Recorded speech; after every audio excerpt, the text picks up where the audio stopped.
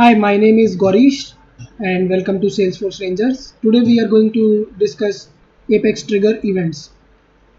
So let's start with a blank trigger. I have created account trigger on account object, and before insert is the by default event created with the trigger. So we have other events like before update, before delete, and similarly after insert, after update, after delete, after undelete. So these are some basic events available in Apex triggers.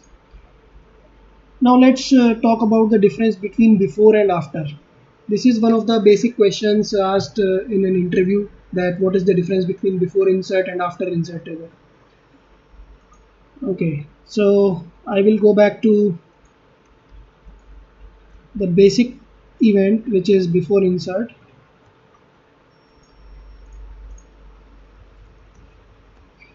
So in before insert, the record is not yet inserted, and if it is not inserted, then the Salesforce ID is not yet generated. But in after insert, the record has been generated, so the Salesforce ID is also available for us. And one of the main thing is in after events, the data is inserted or updated or deleted, whatever the event is, but it is not yet committed to database. In other words, if any error occurs during this trigger, then the transaction is going to be rolled back. The insert, update, or delete is not going to happen because the database is not yet committed. That operation is not yet committed to the database. Okay, let's get back to before and after. So in before insert, we are not going to have our ID.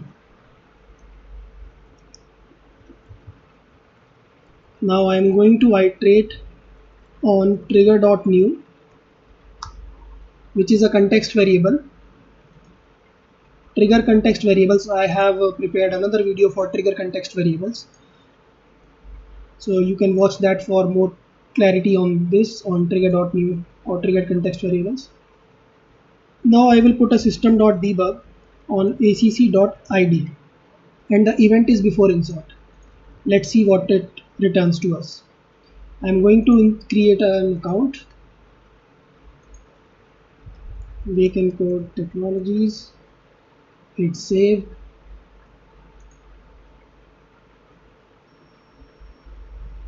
The account is created, and let's check the debug log.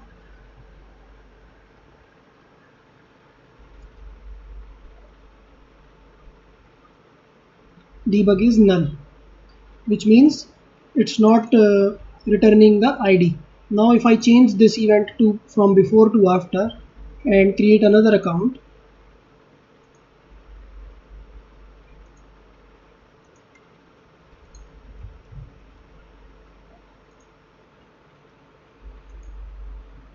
checking the debug log again, now it will return the record ID, as you can see here, 001.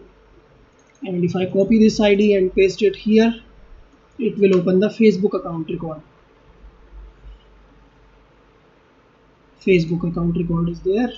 So it proves that the difference is so simple. Before insert, no ID. After insert, you will get your ID.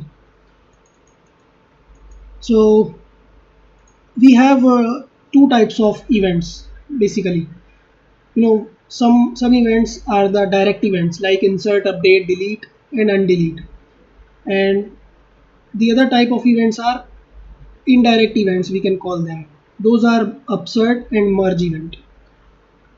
So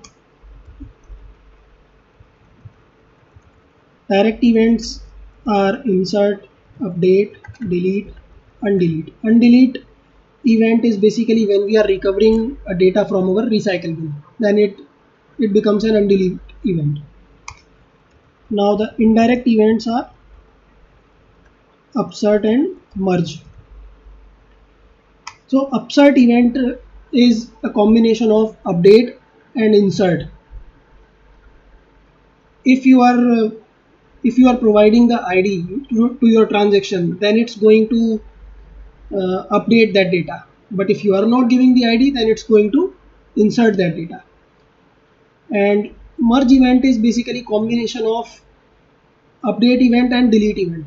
When we are merging two records, one record is going to be deleted and the other record is going to be updated with the new values from the deleted one.